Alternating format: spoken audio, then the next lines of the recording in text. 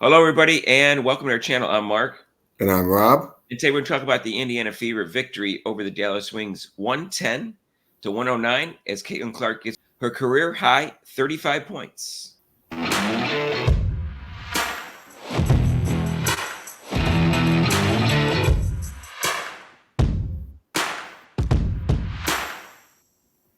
And hey, if you haven't subscribed to our channel yet, please do so. Hit the notification bell when you do. If you like Caitlin Clark, subscribe to our channel. If you like Rob's green shirt, subscribe to our channel. If you like Mark's Welcome back. sexy voice, now subscribe to our channel. If you like the fact that the Green Bay Packers won without their starting quarterback, subscribe to our channel. And the Browns. And the Browns won too. Rob's Browns ones. All right, just subscribe. We're going for 5,000 subscribers, and we need your help. So big game yesterday. They needed that to ensure the fact that they were going to get in sixth place, which they will. It looks like they're going to meet the Connecticut Sun, but it's not 100% sure. And Caitlin Clark had her career high with 6 3-pointers, and Kelsey Mitchell had 30 points with 6 3-pointers. Again, the refs were awful. And again, the substitution patterns by Christy Sides was very confusing. I think Smith's going to start in the playoffs. I think she refuses to start Temi for some reason, even though Mitchell's playing worse and worse. Samuelson seems lost. And I don't have a lot of confidence in the playoffs, Rob. Well, like I said, they've beaten Connecticut before. So if they could play like this and maybe they actually played 9 people yesterday. Right. Well, they have 8 players that should play. Samuelson shouldn't even play at this point. Wheeler should play, but she should only play 6 minutes when Caitlin Clark gets the rest. For some reason, they took Mitchell out. I think it was in the beginning of the fourth quarter. I think she played the whole third quarter. It didn't go back in until like 3.5 minutes left in the fourth quarter. Now, the team was doing okay, and I guess she didn't want to, affect the lineup. Clark was scoring, but she was in there with Wheeler and Dantes, and she was in there. I think Temi was in there. I'm trying to remember, was it Samuelson was in there or not? Oh my gosh. But Clark decided she's going to score, so she scored. So they were doing okay. But that's what Clark was hitting her shots. It could have been a disaster. So Clark finally shot more in the fourth quarter rather than 2. She started shooting more. Yeah, Clark had a really good game, except for her defense and a couple turnovers near the end of the fourth quarter. Like with a minute and a half left, twice she brought the ball down and turned it over. Ooh. And she has to stop doing that because she's done that more than once this year. And if she wants to be the best player of all time and the best player in the league, she has to close out fourth quarters, the last 3 minutes, better than she has. That's just my opinion. I'm not trying to be too hard on her. I think she played an excellent game. And Rob, the season's almost over. They got 1 game left. I think it's obvious she's the best guard in the league. I think it's obvious she should be somewhere between 2nd and 4th in the MVP. I have her 3rd. Yeah. And I think it's obvious she's one of the top 4 players in the league. Well, yeah, most definitely, Mark. She's right there. And hopefully, like I said, if they can play like we know they can play. All they need is that 1 game, and if they can play together and play some defense. How was the perimeter defense, Mark? It sucked. That's why they had 109 points. I mean, all you have to do is look at the stats, and you can. Yeah, I'm looking at the stats. Glimpse of it. You'll see, Dallas was 45% for threes. Yeah, now, I see that. Indiana Fever was 47%. So it wasn't much better. There was no defense in this game. Neither team knows how to play defense, except for a couple players like Hall and Sabalia plays defense. But Sheldon played good defense on Clark. So I'll say that. But the defense by the Fever is still lacking. I don't know if it's going to improve, but I doubt it.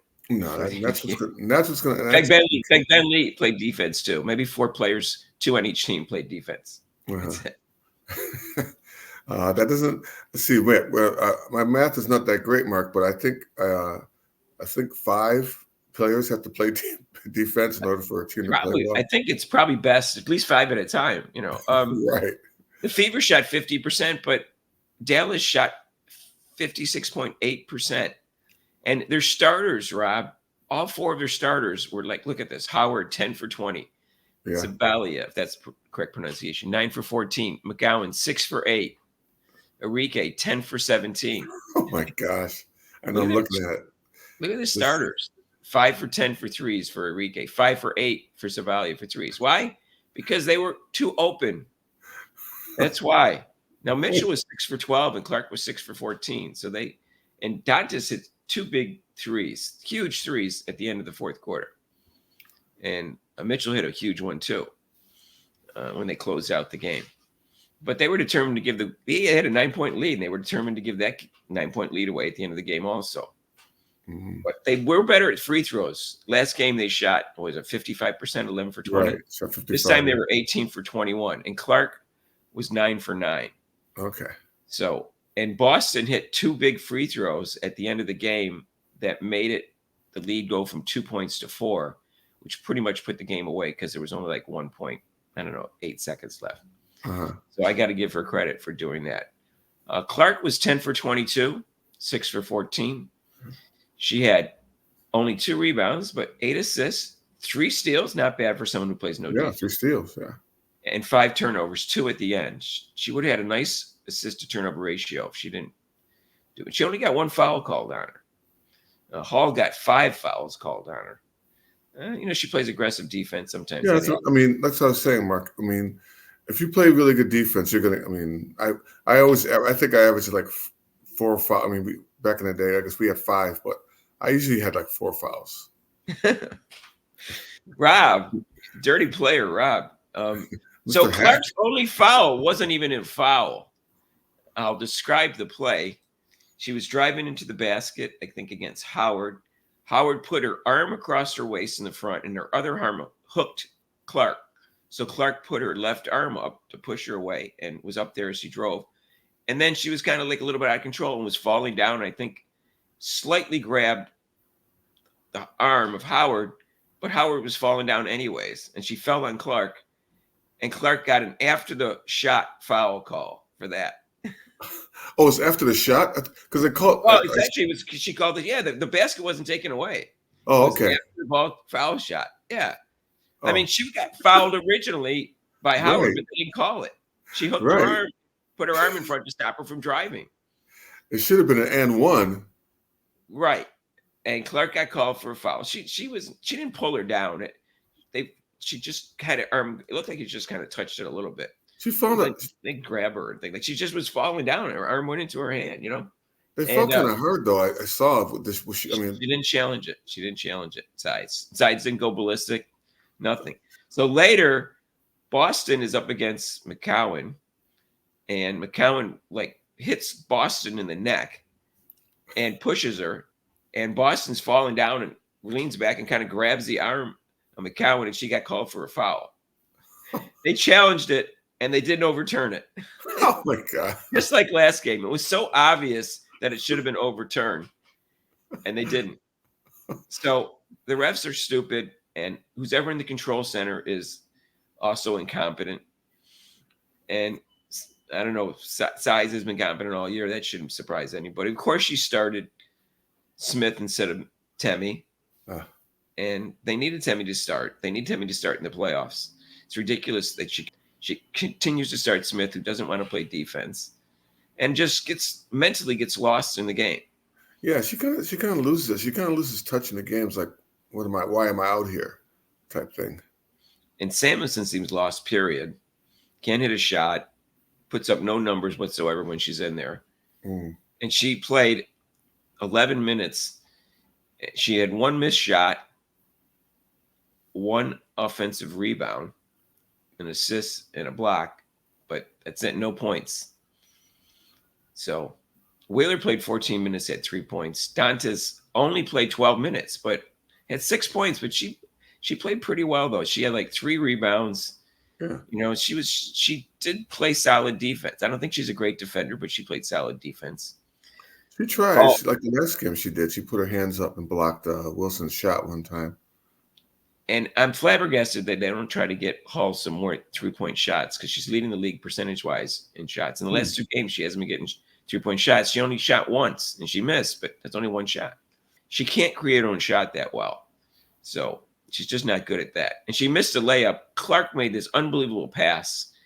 And they had a made basket, and Clark still was able to beat the defense down with her pass. And I don't know, Hall completely missed the layup. They missed around 4 or 5 layups, of course. Smith, Boston missed a layup, and Clark should have had more assists than 8. Boston played pretty well, even though her numbers weren't huge. She can, because she's got a tough matchup with McCowan because she's 6'7". Yeah, it's a big girl. So she has trouble with any center that's her height or taller for a couple of reasons. Number one, she doesn't really have any hops. So no, that's that. And she doesn't have really any post moves other than a couple, she backs him up and then spins around to the other side. That's about it. That's all she's got. Her footwork's not that good. Yeah, so she has a nice little drop step, which isn't too bad. That's about it. Yeah. But so she has trouble against the bigger centers. I will say, she gets screwed over sometimes on calls, especially against the Aces. The last 2 games against A'ja Wilson, who the refs decided was going to have a good game and win those games so she could get an MVP award. Because she got screwed over, especially in that first game. She had 6 fouls and A'ja Wilson had 0. Yeah, that was. So Boston, and I'm going to keep repeating that. Boston had 6 rebounds, though, and she scored 15 points. She was 6 for 10, but 2 big free throws at the end. Smith didn't shoot poorly, but, she's 4 for 7. But she missed 2 free throws out of 2 and had 6 rebounds in 19 minutes, which isn't bad, but it's just she just gets lost, and her defense just isn't there. It's very frustrating. Yeah. Well, she's not coordinating her defense. So we fault Clark for her defense for not standing straight up. But with Smith, she kind of, instead of playing head up, she kind of lunges and puts herself out of position instead of just staying right in front of her person. So, yeah, I mean, if she just stays in position in front of her, it'd be okay. But she tends to lunge and be off balance. Right. Well, they were lucky to win the game considering how many points the starters scored for Dallas, because their starters, Howard scored 26, Sabali scored 27, Enrique scored 27, and even McCowan scored 14, who eventually got thrown out of the game for a second technical at the very end of the game. Oh. But Sheldon, again, very, very good defense on Clark. She covered her for almost 94 feet the entire game, but she only scored 4 points, 2 for 8. Because she missed four 3-pointers. So she's not an offensive player, but she's a very good defensive player. The Fever could use her on defense. But it was frustrating that there was no defense in this game. In terms of Clark, so as you know, her stance is awful. As you pointed out, she doesn't slide her feet. She doesn't bend her knees. She's not close enough to her person on 3-point shot. And she did all of that yesterday. And here's what's frustrating, Rob, is that when the season started, she wasn't bending her knees. She seemed to improve on that. And then after the break, she seemed to be playing pretty good defense, her on-ball defense. And her knees seemed to be bent more often. But the last 5 or 6 games, she's back to her same habit she had in college with that awful stance that she has. It's very frustrating. Yeah, she comes out on her person, and then the person just drives right by her.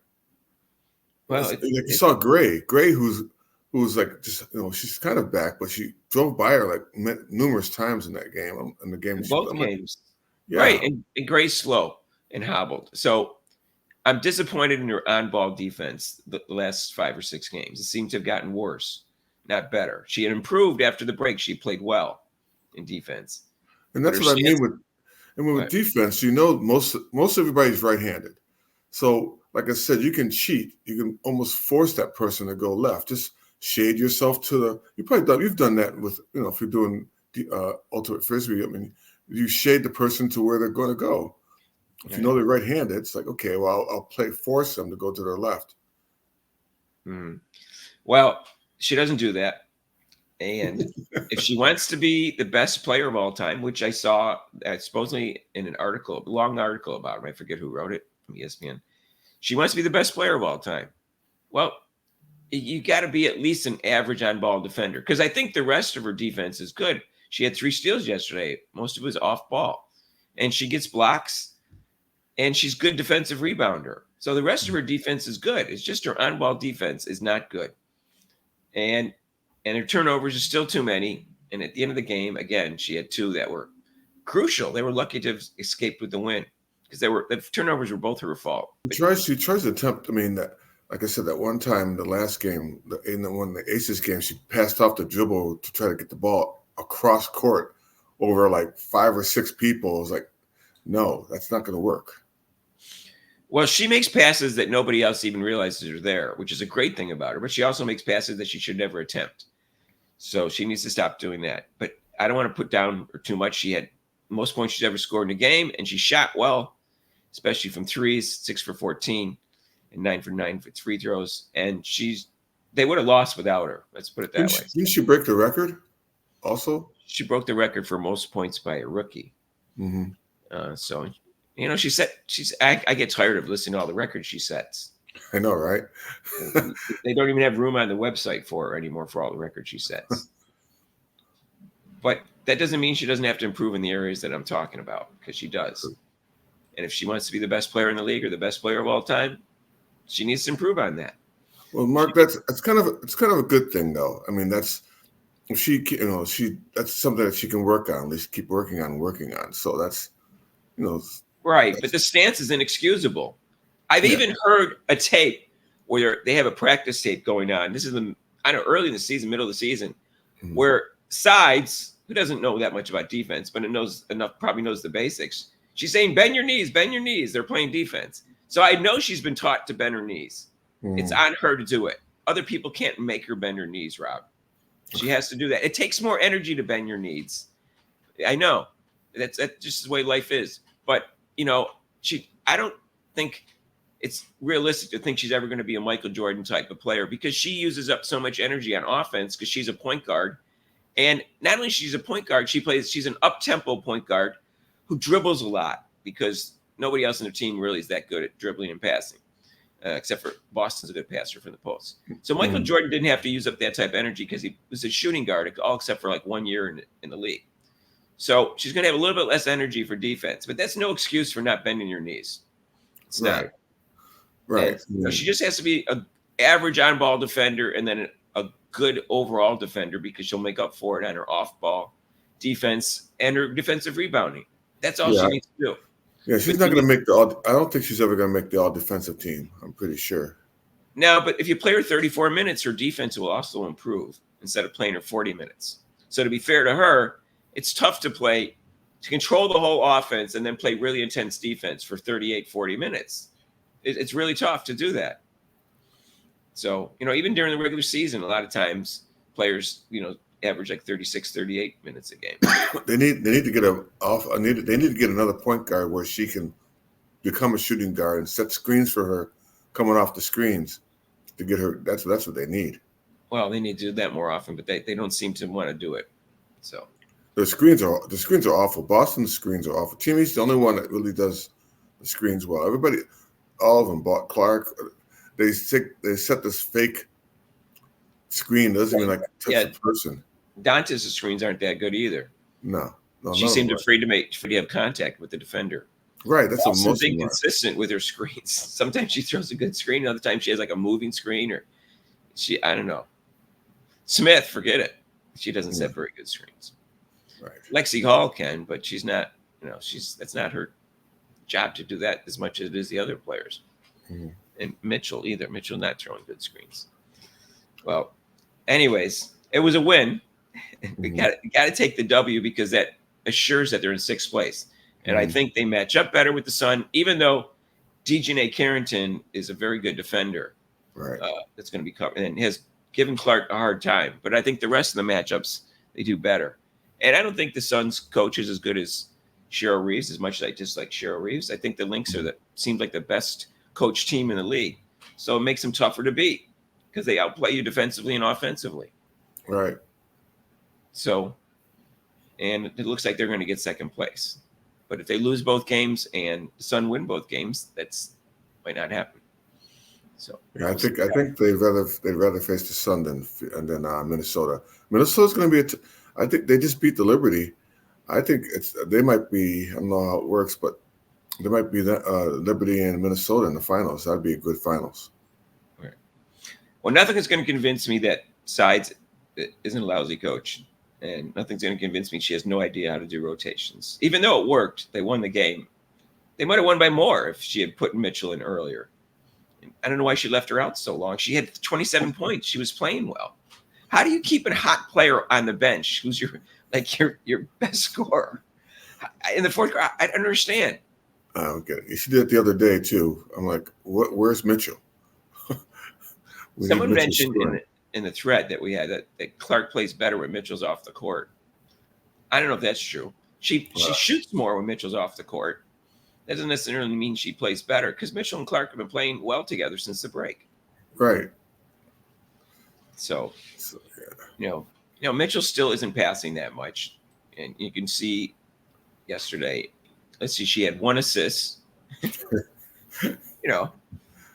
her defense should have been better. And she knew it needed to be better because it's Enrique. So her defense too needs to improve if they want to win playoff games. The whole team, Mark, is just in general. Just needs. What's disappointing is that Mitchell and Clark have the physical capabilities of being very good defenders. Right. It's not like they are slow and fat, No, they're just lazy. They're just like they're just out there, and again the perimeter defense. They're just waving out the arms, and the person's like 20 feet away from you, wide open in the corner. A lot of it comes down to coaching, Rob. Yeah, they seem positioned poorly. They don't switch well. They don't seem to communicate well, and that's why people are wide open on the threes. Right. And if it doesn't change, they're going to be out of the playoffs in the first round without question. Oh yeah. Suns are not a weak team, or slim chance they play the Lynx. So the Lynx just have to beat the Los Angeles Sparks, even if they lose to the Sun in the first game, and they'll still hang on to second. So the Sparks are the last place team, if you don't know. Right. So, anyways, join us live on Thursday. They don't need to win that game, but I think, Rob, you should try to win the game. Because you want to go in with a 2-game winning streak as opposed to losing 4 of your last, 6 games. You don't want to do that, and you also want to be a 500 for the year. They haven't been 500 since like 2015. Over 500. This game is going to be important for Washington for them to make the final playoff spot. So they're going to be playing harder. So if they don't look out, I get that, but they have a better team than the Mystics, so they should beat them. Yes. It's an away game, but that doesn't matter. The Fever, half the fans will be there for Caitlin Clark, maybe 3/4. Oh yeah. I guess I don't know if they change the stadium again, but if they do, I think they can get 20,000 fans at where they. Oh, they're at Capital One. They're at Capital One. Are they? So they can get 20,000 fans in there, and then 15,000. They're already advertising for it. I already saw advertising for it already. I'm like, right. Wow. Sorry, I would play to win. That's me. Of course, you always do. I was worried about. It's different, but in this particular case, the chance of an injury is so slim. I'd play to win. I always play to win. I don't care who I'm playing. I want to win. Yeah. Well, people talked about them, playing fewer minutes or something like that. No, then they won't win. If you play Clark 25 minutes, they're not going to win. Play Mitchell 25, they're not going to win. The Mystics are going to be playing all out. Well, you got to play a normal game. That's my personal opinion. Go out there.